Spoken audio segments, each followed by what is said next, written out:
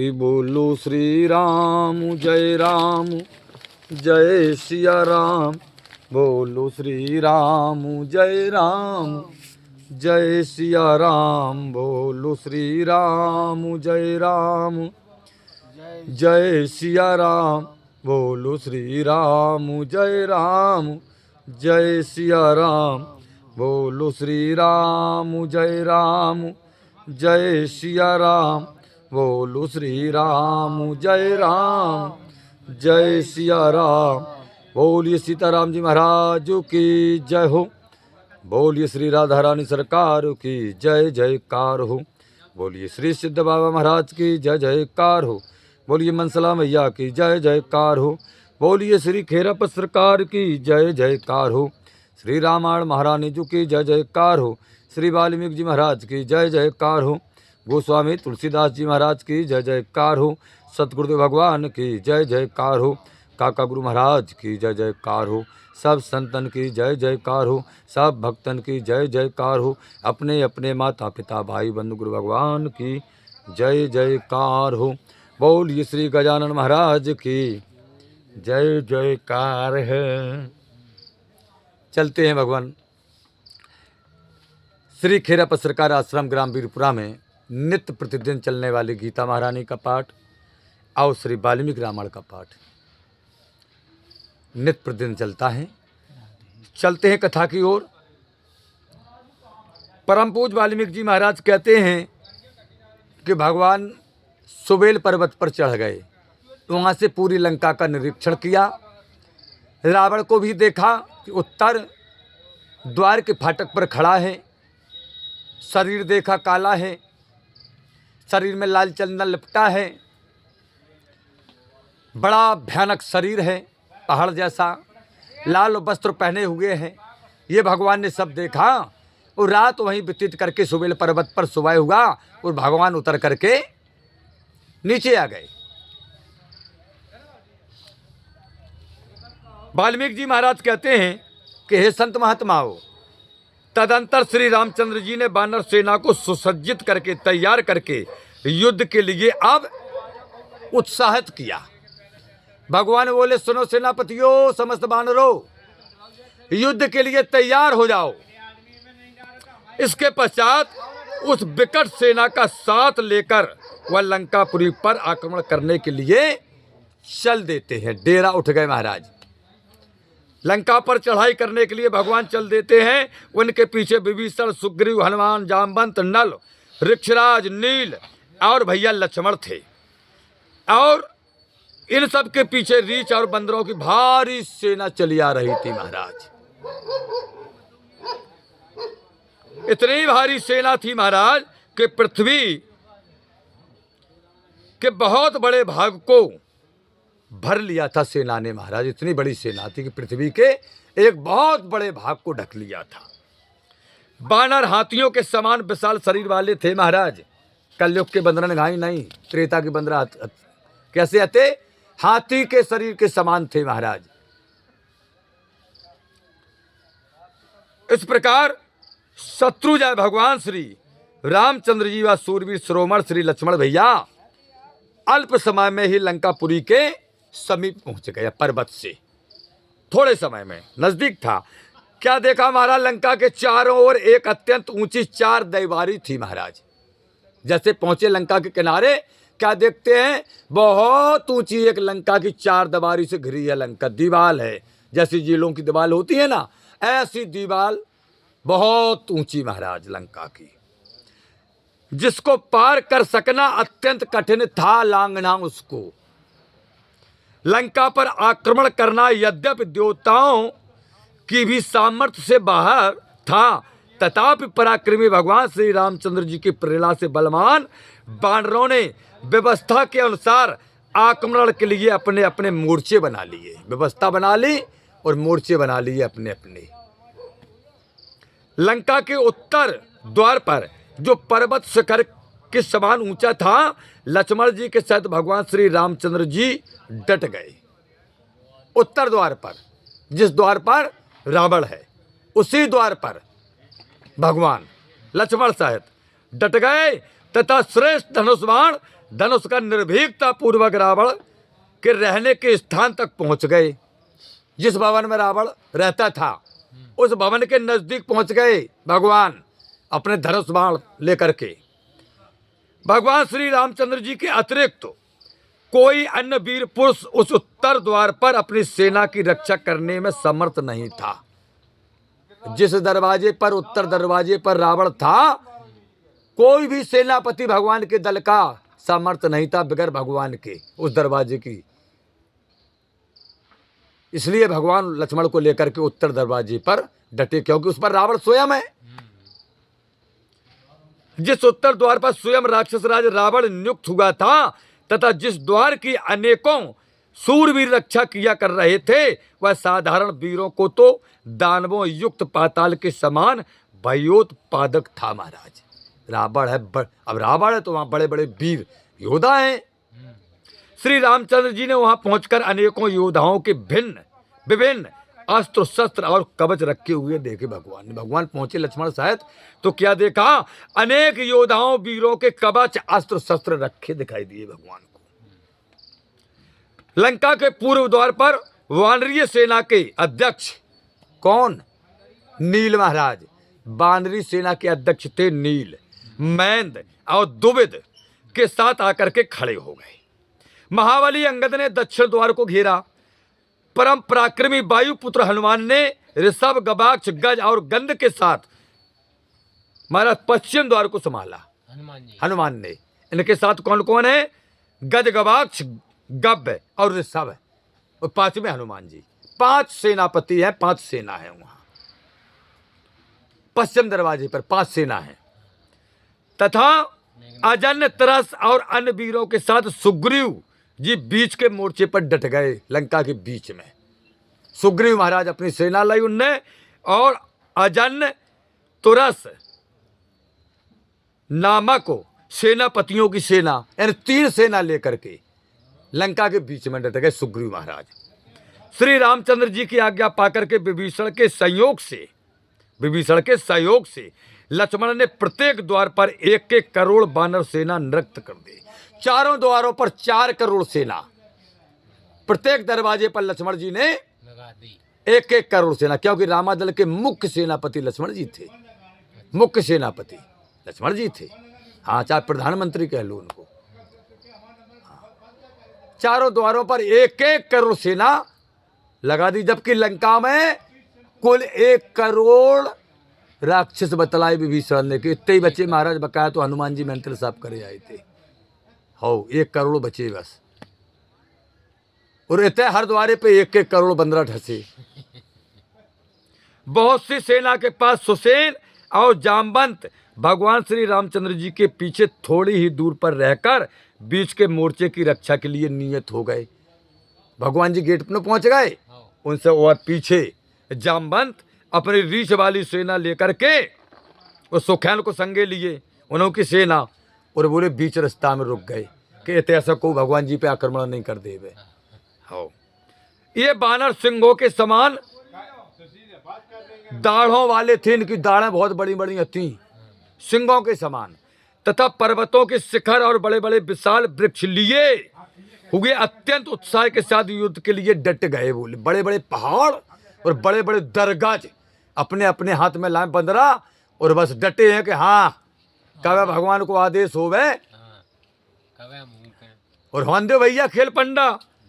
वाल्मीकि जी महाराज कहते हैं कि हे संत महात्माओं, सभी बानर दांतों व नखों से लड़ने वाले थे। बोले सब अपने अपने दांत और नाखूनों से लड़ने वाले थे। बोले सभी के शरीर विकृत और विचित्र थे। बोले सब बानरों के शरीर बड़े बड़े और विचित्र,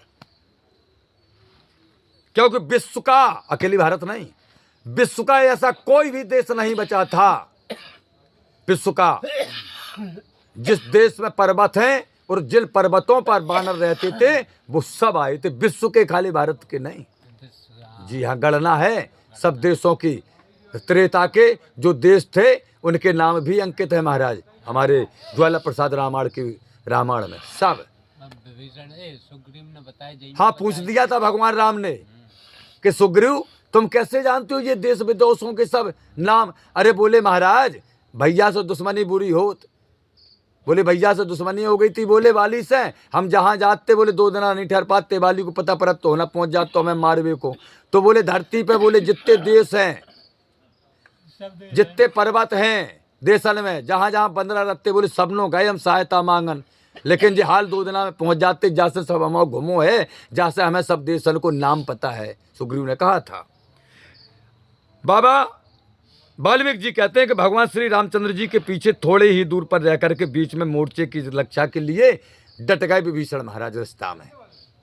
भगवान आगे द्वारे पर और कुछ दूरी पर बीच में सेना लेकर के जामवंत के साथ विभीषण महाराज डटे हैं। रीछों की सेना है, क्योंकि जामवंत महाराज रीछ थे, तो रीछों की सेना है जी, जो भगवान के बिल्कुल पीछे है। ये बानर सिंहों के समान दाढ़ों वाले थे तथा पर्वतों के शिखर और बड़े बड़े विशाल वृक्ष लिए अत्यंत उत्साह के साथ युद्ध के लिए डट गए। सभी बानर दांतों व नखों से लड़ने वाले थे, सभी के शरीर विकृत और विचित्र थे महाराज। किसी के शरीर में 10 हाथियों का बल था महाराज, छोटे बूढ़े बंदरा नहीं हते, एक बंदरा के शरीर में 10-10 हाथियों के समान, कोई बानर 100 हाथियों के समान बल रखता था, और बोले कोई बानर तो बोले 60 हाथियों के समान बलिष्ठ थे, 100 हाथियों के समान। किन्हीं के तो बल का बोले कोई प्रमाण ही नहीं मिला। हाँ कि कितना बलवान है, जो प्रमाण ही नहीं मिल पाओ, कौन हरा नहीं पाओ भाई, बाकी मुकाबले कोई नहीं है तो प्रमाण ही नहीं मिल पाओगे जो कितना शक्तिशाली है। ऐसे ऐसे बंदरा, अब यहीं से समझ लो कि हनुमान जी अकेले खेल पंडा करे आई थी। हो लंका में एकत्र हुए, वाल्मीकि जी कहते हैं कि बानरों से आकाश और पृथ्वी भर गई थी। 1 करोड़ रीछ, कितने 1 करोड़ रीछ, और बंदरों की सेना लंका के द्वारों पर खड़ी थी। 4 करोड़ बंदर, हर द्वारे पे 1-1 करोड़, और जामवंत के संग थी एक सेना रीछन की 1 करोड़ की सुबह थी। महाराज शेष चारों ओर लड़ने के लिए तैयार खड़े थे, कछु समुद्र के जालंग, कछु पुल पे का लंकई में नहीं बन रहे थे, तो वे कह रहे थे हमारा नंबर लग है कि नहीं लग है, को तैयार ही खड़े वे। तो पर्वत बानर सेना से आच्छादित था, जिस पर्वतों पर बानर थे, आहा क्या शोभा लग रही थी सुबेल पर्वत की और त्रिकुट पर्वत की, जिस पे लंका बसी थी महाराज।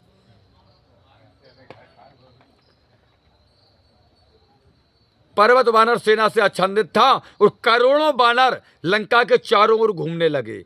हाथ में वृक्ष धारण किए हुए बानरों ने लंका को चारों ओर से घेर लिया महाराज। बड़े बड़े दरगज लाए अपने अपने हाथ में, लंका को चारों ओर से घेर लिया।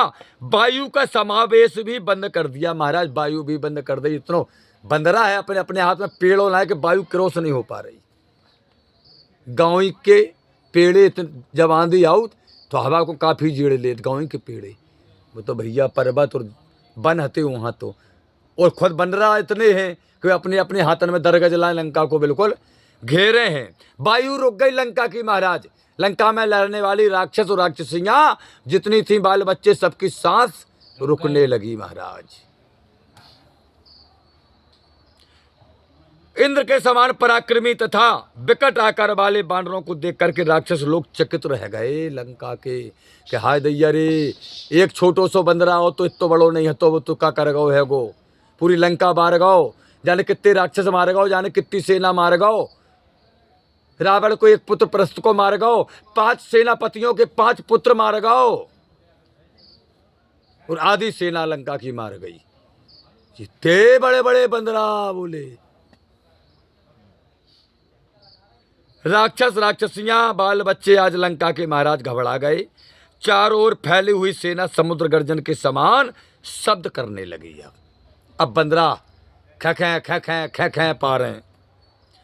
इस प्रकार श्री रामचंद्र जी, लक्ष्मण और सुग्रीव से सुरक्षित वह सेना समस्त देवताओं और असुरों के लिए भी अजय थी। जो लंका में राम ने सेना लगाई है और व्यू रचा, और जितनी सेना थी, बोले चाहे पृथ्वी के सब राक्षस लड़ ले में तो नहीं जीत रही थी भगवान की सेना से, और चाहे सब देवता गंधर्व किन्नर दानव लड़ ले में। इतनी बलवान अजय सेना थी भगवान राम की। जो रावण लंका पर आक्रमण किया सेना के द्वारा, अजय सेना थी उस समय की। परम पूज्य वाल्मीकि जी कहते हैं कि भगवान श्री रामचंद्र जी ने राक्षसों के वध के लिए अपने मंत्रियों से परामर्श किया अब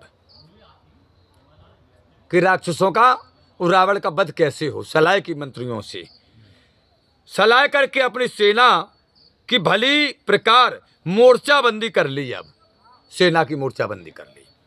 फिर उन्होंने राजधर्म के अनुसार विभीषण के सत परामर्श से बाली पुत्र अंगद को बुला करके कहा। विभीषण से सलाह ली, विभीषण से सलाह ली और विभीषण की सलाह लेकर के भगवान ने कहा कि हे बाली पुत्र अंगद, युवराज किष्किंधा के, आओ। अंगद आए। अंगद ने हाथ जोड़ करके कहा, महाराज कहिए। भगवान ने कहा, पराक्रमी अंगद, तुम रावण के पास जाओ, तुम रावण के पास जाओ और मेरी ओर से उससे जाकर के कहो कि रावण तुम्हारे शत्रु सहज में ही समुद्र को पार करके लंका पर चढ़ आए हैं, कोई परिश्रम नहीं करना पड़ा। बोले सहज में आ गए तुम्हारे शत्रु। कह दो उससे तुम्हारी राजश्री नष्ट हो चुकी है, कुछ नहीं बचा तुम्हारे पास रावण।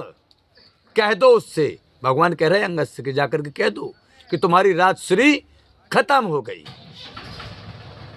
तुम्हारा यह ऐश्वर्य जाता रहा और तुम्हारी मृत्यु के दिन निकट आ गए। बोले जाकर के कह दो।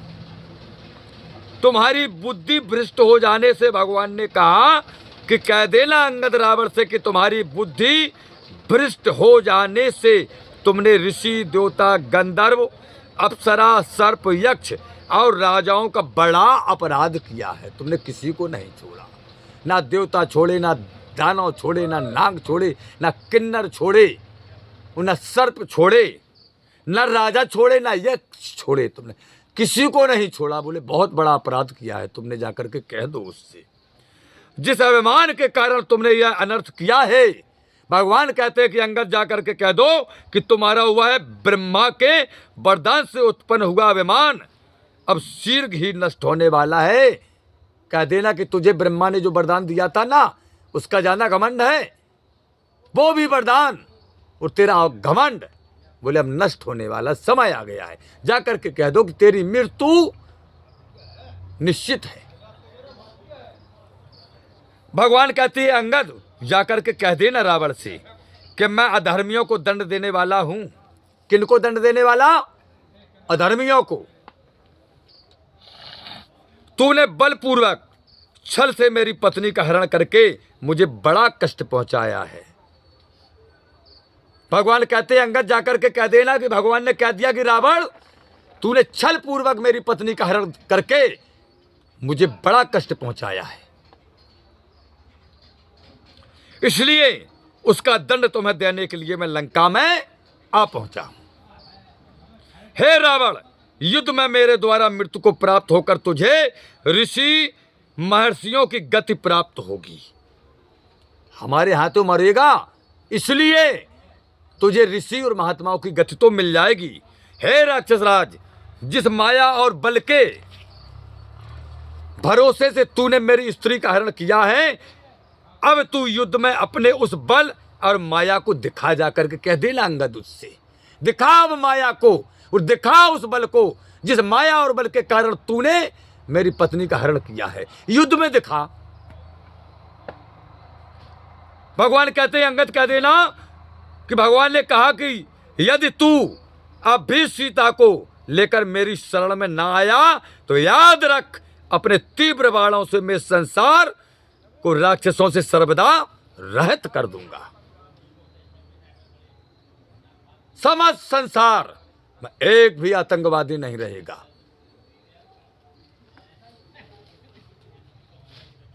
तू पापी है कह देना अंगद।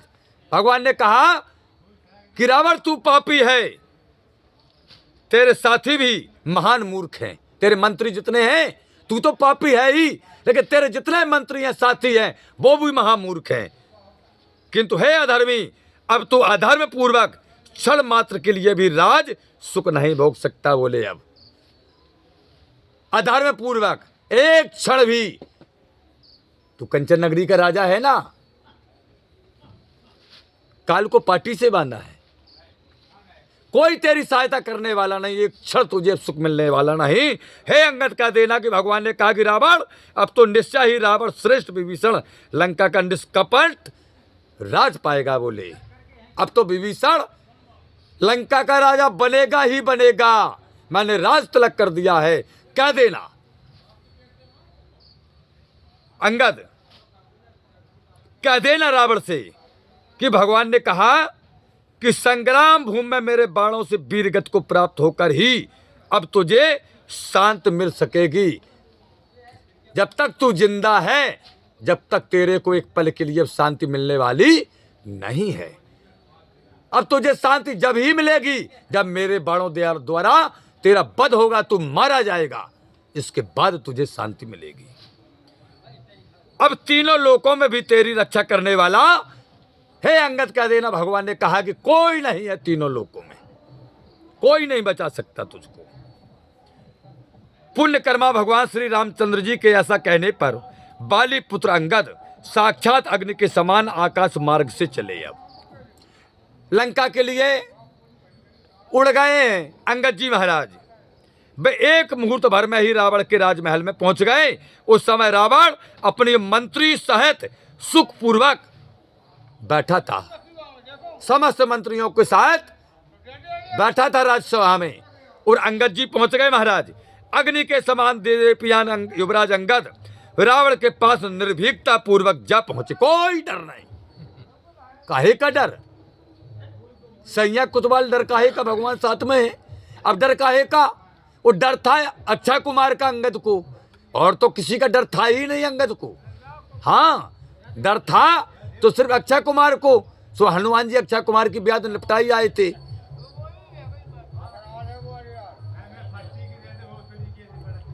पहुंच गए निर्भीकता पूर्वक राजा के दरबार में रावण के में, तथा मंत्रियों सत रावण को स्वयं ही अपना परिचय देते हुए कहने लगे। किसी ने नहीं पूछा अंगद से कि तुम कौन हो कौन नहीं। दरबार में पहुंचे, खड़े हो गए और अपना परिचय देने लगे। कहने लगे कि हे राक्षस राज रावण, मैं अयोध्या के राजा भगवान श्री रामचंद्र जी का दूत और महाबली बाली का पुत्र अंगद हूं। हाँ, अयोध्या के राजा रामचंद्र जी का दूत महाबली बाली का पुत्र मैं अंगद हूं। अंगद, हाँ, संभव है तुमने मेरे नाम सुना हो। अंगद ने कहा रावण से, सुना होगा तुमने हमारा नाम रावण। मेरा नाम अंगद है। अंगद कहते कि हे कंचन नगरी के महाराज रावण, महारानी कौशल्या के आनंद को बढ़ाने वाले श्री रघुनाथ जी ने तुम्हारे लिए कहा है, संदेशा भेजा, मैं संदेशा लेकर के आया हूं। किसका? अयोध्या की महारानी कौशल्या को आनंद बढ़ाने वाले भगवान श्री रामचंद्र जी का संदेशा लेकर के आया हूं।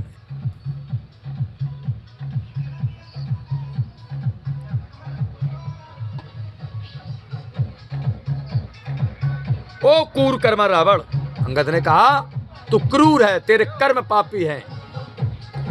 हे क्रूरकर्मी रावण, अंतःपुर से बाहर निकलकर सब पुरुषार्थ दिखाओ। बोले लंका में बैठे, लंका के राज में बैठ के पुरुषार्थ दिखा रहे। अपने राज के बाहर निकल करके पुरुषार्थ दिखाओ तो जाने कि तुम पराक्रमी हो। चोरी से एक नारी को हरण करके लाया है तू, अंगद कहता है। अपने आप को बलवान पराक्रमी समझता है। अंगद कहते मैं मंत्रियों,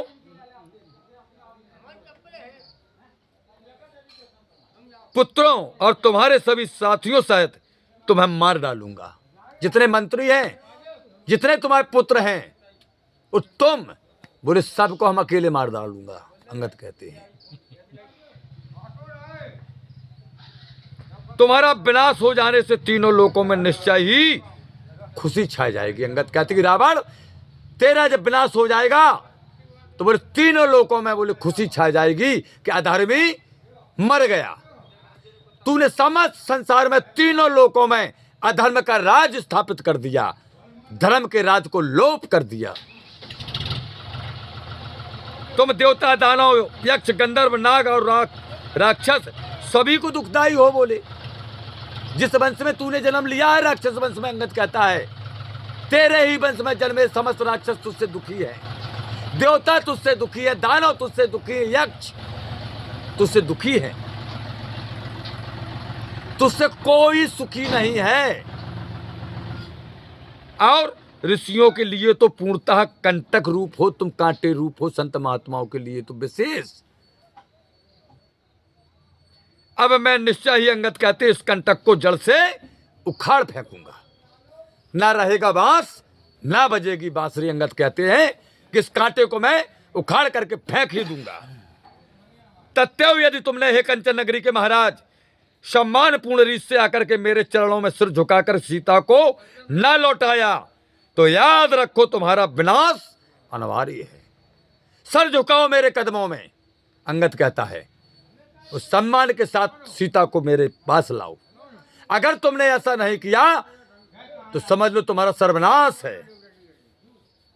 इस प्रकार अंगद कहते कि हे कंचन नगरी के महाराज, तुम्हारे मारे जाने पर लंका का समस्त वैभव विभीषण को प्राप्त हो जाएगा। हे प्रभु आनंद दाता, ज्ञान हमको दीजिए, शेर गुसारे दुर्गुणों से दूर हमको कीजिए। लीजिए हमको शरण में, हम सदाचारी बने, ब्रह्मचारी धर्म रक्षक वीरो वृतोदारी बने।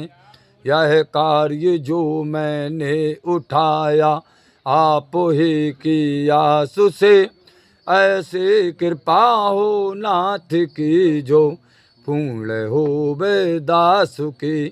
दीनानाथ अनाथ का भला मिला संयोग, यदि आप तारो नहीं तो हंसी करेंगे लोग।